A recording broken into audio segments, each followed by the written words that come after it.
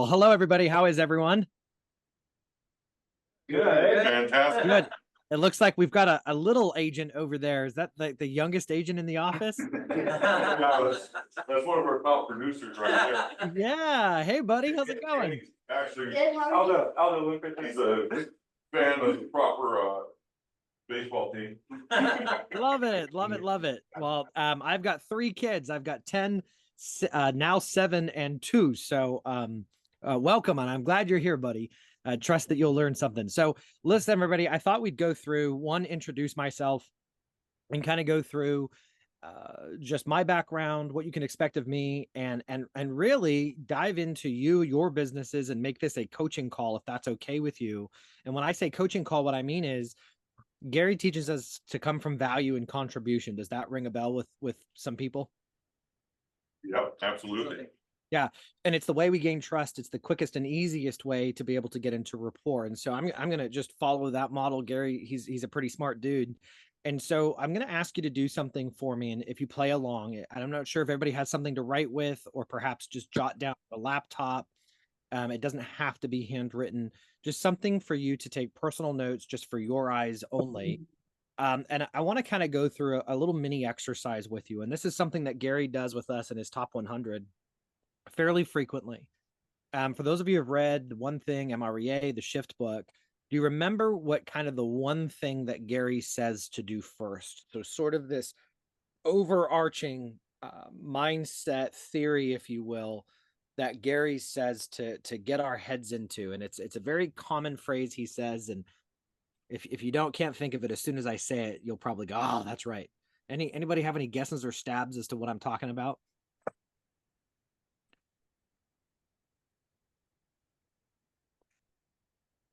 Nothing? He says to get real and get right. Get real and get right. Get real and get right. If you think of how Gary opens the MREA, the Millionaire Real Estate Agent, he opens the MREA talking about think a million. So for those of us high D's, it's like, yeah, mindset. Let's just get to the meat and potatoes. I want to talk to me about how I earn that money, right? Well, the reason why Gary starts with that is because mindset's everything, and we have to get real, we have to get right, and we have to understand where we are now. Okay. So a little bit about me, my background, I started in Bakersfield, California. Do y'all know where Bakersfield is? Yes. It's that town that y'all drive through to go to Vegas, probably. Go to LA. Yeah, on the way to LA. Yeah, there you go. Most people, when they talk about Bakersfield, it's like, oh, I stopped there once to fill up. Yeah, it's a drive-through town for sure. I had Grapevine. What's that? The last town before the Grapevine. That's it. Last town before the Grapevine. First thing you do coming out of the Grapevine, first thing you see, if it's a clear day and not hazy. So started in real estate about 6 years ago at a big balloon company. I can't really say the name, Remax, and started there. And I was really having some struggles, and good company, good broker, great local office. I decided to move. I was on a team, decided to move to Keller Williams, and my team leader asked me a question. He said, what do you desire? Is he turning me up? Am I not loud enough? I'm sorry. No, that's We're good. We're good. You can just yell at me and say, speak up, which is normally never an issue for me. So I speak to my team leader, future team leader, and he asks me a question, and I'm sure Brian has asked this 1,000 times. How much money do you want to make in the coming year? To which, Brian, I'm going to guess that you know the answer. I said 100,000. $100,000. That's how we know we've got a great leader on our hands. So $100,000. And he said, okay, well, now you sound like every other agent. How come $100,000 is important to you? And I outlined it. And long story short, I'll tell you my full story in bold. And yet what I want you to hear is this. The MREA changed my life. That first year I did $185,000 in GCI. The second year I did about 500,000, became a millionaire real estate agent within 36 months of being in the business, to the point where I leveraged myself out and moved to Austin, Texas. I moved to Austin, Texas, and I have what they call a reverse expansion team. Does anybody know what a reverse expansion team is? Yeah, you moved away from your team. That's exactly it. It's just a fancy saying. That's exactly it. I had a coach tell me one time, like, oh, you've got like a reverse expansion team. I'm like, sure, what's that? And it sounded like it was purposeful and I knew what I was doing. So I'm like, yeah, reverse expansion. So yeah, I moved to Austin, Texas, It's where I live now. I'm currently in Morro Bay. I have a place here at the Central Coast. I spend the summer. And so I share all that to share this. Bold has changed my life. MREA has changed my life. And the systems and models that Gary has implemented has changed my life. Number one question I get in that, it being in Gary's top 100, what do you suppose that question is? How tall is Gary? No. About 5'9". Okay. What's the question do you think that I get the most frequent?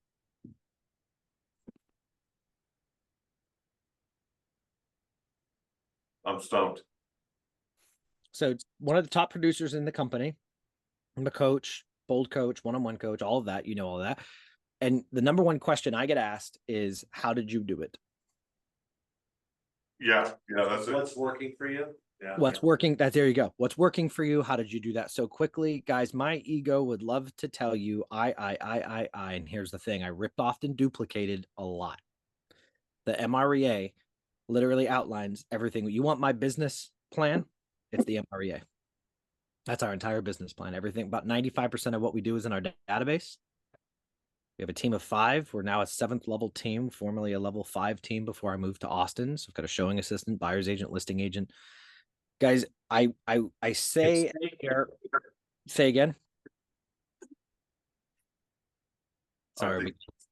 Okay. I thought we had a delay. I thought someone said something. So I share all of this just to share. All I did was call people in my database. All I did was follow a system and a model. I had a really big why. And what my intention to do as the coach for the office for the next couple of months is to simply share the breadcrumbs that were shared with me on how to create efficiency in our businesses to where we want to go. So I asked you to have something to write with. If you could do me a favor and write down what your goal was or is unit count for this year.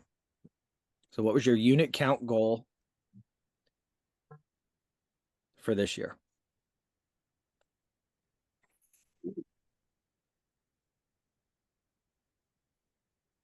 And then I want you to write a circle around that. And then to the right of that, another circle. I want you to write how many units you've closed, not pended, not coming soon, not active listings, how many you've closed year to date. Write that down. Write a circle around that one for me.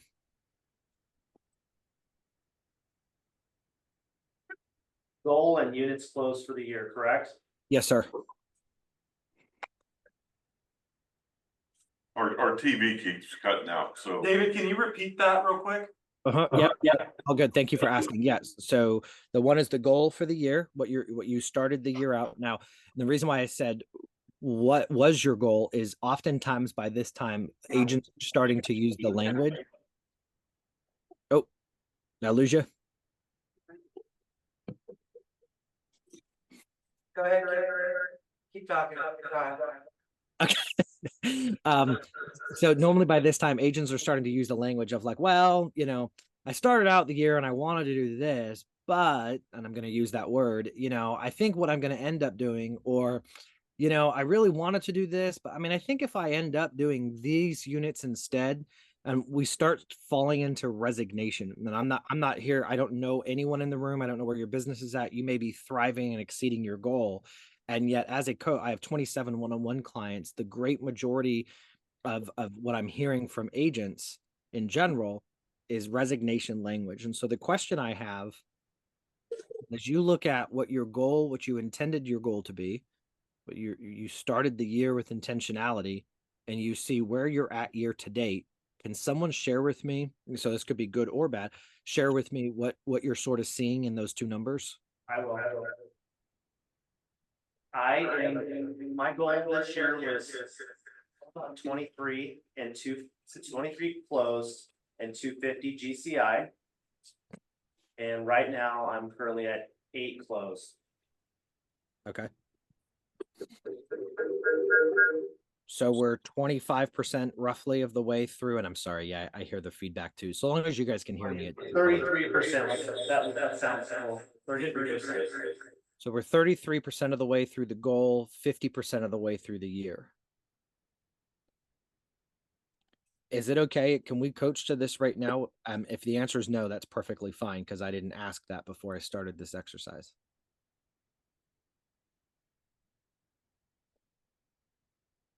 Is that okay? Yeah, sorry. Okay. What would you say has gotten in the way? What would you say has prevented you from being at 50+% of your units closed so far this year? And y'all are muted on your side, yeah.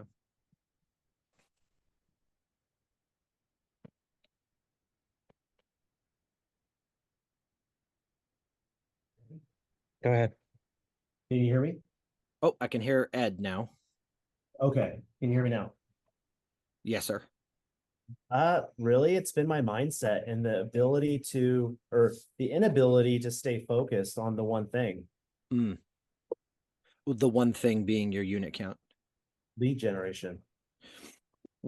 So I just got logical Ed, and Ed, you and I have never met. And what I mean by that is your logic just kicked in, all your programming just kicked in and said, logically, I know my one thing is lead generation. And yet you said the lack of focus. What would you say is driving a lack of focus? Life. I'm a single dad, a daughter. Yeah. So I heard you say life, your daughter, and dadding by yourself. I think you said you were a single dad. Did I hear that right? Yeah. Yeah. I'm going to assume that the unit count goal had something to do with your daughter in something that you wanted to accomplish as a family. Is that a fair generalization? It's my big why. Correct. It's your big one. How old's your daughter?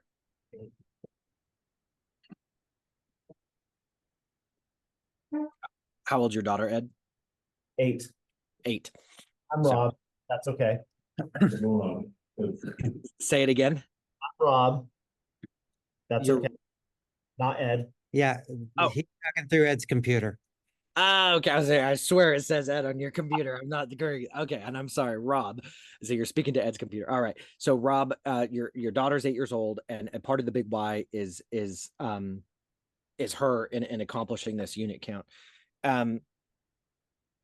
You said it is kind of life is getting in the way, and single dadding it. What advice would you have given yourself January 1st of this year, knowing that you're 34% of the way through your goal? To be honest with you, I don't know. I had a plan going into the written full plan with broken down to my business expenses, the revenues, what I'm going to be focused on as far as my 3 primary sources of lead generation. But to be honest with you, I don't know. Mhm. The advice to be more focused. So Gary teaches us that it's not about focus. Often the symptom is focus. So you're right in what you're saying. I'm not saying that you're not right in how you're feeling. And yet the symptom of lack of having a discipline. I asked Gary one time directly. I said, Gary, you're a very disciplined person. There was a comma there, and I was going to go on to ask him another question, and he interrupted me and he said, I'm not a disciplined person. So for those of you who have seen Gary on stage, you've seen him in training. You could imagine my bewilderment of like, are you kidding me? Like I saw you walk past me one time and I was looking at the back of your head to see if you were a robot. Like you were the most disciplined, structured person that I know. And you're going to say that you're not disciplined. And here's what his response was. He said, David, I'm not disciplined. I have a discipline. Having a discipline drives a lot of my focus because I clearly know what I'm saying yes to and what I'm saying no to. So then, of course, that drove the conversation elsewhere. Here's what Gary has taught me. When we clearly have linked together the activities in our day and what that means in our day and in our week, clearly with what we're saying yes to and what we're saying no to. And I'll give you an example. I know that when I'm not lead generating and I'm not doing what I'm supposed to be doing, what I'm doing is telling my kids I'm not going to spend 12 weeks at the beach house this summer. That's what I'm saying. And so I have an entire vision board on my desk above my computer, and it's of Morro Bay, of Morro Rock, for those of you who've been here. And it's there with a picture of my family and my kids. And so in my mind, I know that when I say yes to this other thing, I'm saying no to that. Makes sense. What are you hearing, Rob? Because I get the sense you're a really smart guy, and I don't know that we're necessarily uncovering, perhaps we are, some epiphanies. No, my main thing is that I don't have the dream board completed. I have it on my wall with hardly anything on it. And yeah, I am saying yes to other things. And mainly actually spending time with my daughter this summer. I think Mhm. I'm not blaming on it because that's something that I would prefer to do. There you go. So see, so here's the question I had, and I hadn't earned the right to ask this question yet. Was it really a goal of 24?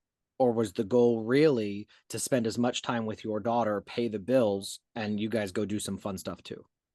That's actually exactly what it is. And if that's 18 units or 16 units or 12 units, if you can do those things and accomplish those things, can we agree that that really is the goal then? It is. What we just uncovered, Rob, is you don't have an emotional connection to the 24, you have an emotional connection to the why. Correct. Which is amazing. That's incredible. Now what we can do is expand out. What does that actually mean? What does fun and time with my daughter really mean January through December? Not just in the summer, every single month. It's really a work-life balance because I get feedback from my daughter that get off your phone at night. I hear that. Feel I guilty hear. all the time. Mm-hmm. It's So when you're at work, something go ahead, Rob. Go ahead. with my daughter. When we're at work, we feel like we should be at home. When we're at home, we feel guilty because we should be working. Yep. Mm-hmm. Whenever I hear that, Before. what I hear is we have our work and count. You know, Gary teaches us it's about counterbalance, not balance, right? As I'm saying yes to you here now, I'm saying no to my family, right? In this moment of time, you guys are my priority, right? My family is not the priority in this moment of time. As soon as we hop off the Zoom, that reverses. My family becomes the priority. Does that kind of make sense with everyone? Yeah. Here's the challenge as realtors. Well, I'll say yes to my son because I can sit next to him over there on the couch and watch TV, and then I'll can work a little bit. And what we start doing is saying what convince ourselves that we can say yes to two things, and it's impossible. You ever seen somebody drive and text? Yeah. Never happens, right? What happens to the quality of their driving? Now, they're doing the task, they are operating a motor vehicle, yet we could all probably agree the quality of that severely drops. Now, the story they've told themselves is that it doesn't. And look, I got to where I was going. Well, you almost hit 3 people, you were speeding, you swerved off the road. Yet, sure, if the mission was to go from A to B, man, you did it. Oftentimes in life and in personal life, we can convolute the two similarly. Well, I picked her up from school. Yeah, and you were on the phone the entire time. And I was at the listing appointment. Yeah, and you were feeling guilty because your daughter was at home. All of this, guys. One of my things is, sure, can I tell you all the things that I told you at the beginning of the call about the units closed and all of those things? Here's something that I am the most proud of as a coach is that I spend 12 weeks out of the summer with my kids. The only thing that I say yes to is launching Bold in August. This is literally what I have to do. And then I'm going to go back out there and we'll walk on the beach. Now, that takes a lot of money and a lot of time. And here's the thing, they're only little ones. Page 189 of the One Thing, Gary talks about a story where someone says that he had gone to Gary and sold his business. And he says, Gary, I sold my business. I've got millions of dollars. And his kids at that point were adult children. I don't know if you guys remember this story. And Gary essentially in some words says, you're a fool. You don't get that time back. The time is gone. You can now build the time here moving forward. And that hit me between the eyes, guys, because that made me realize I've got my family and I'm looking at earning all this money for what? And when I got clear that it was to buy time, that's when my entire life, that's when the purpose of my life connected. We have the 3rd largest sex trafficking rescue organization in the country. There's little ones around, so I'll leave it there and the adults can figure out what I'm talking about. I'm very, very proud of what we're able to do outside of it. The time I spend in my real estate business is simply earning me the right to that. It's simply a conduit. Mm. Most people confuse making more money with happiness. Money is simply a conduit to a greater purpose. If we're not clear on the greater purpose, it's more money and more money and more money for stuff.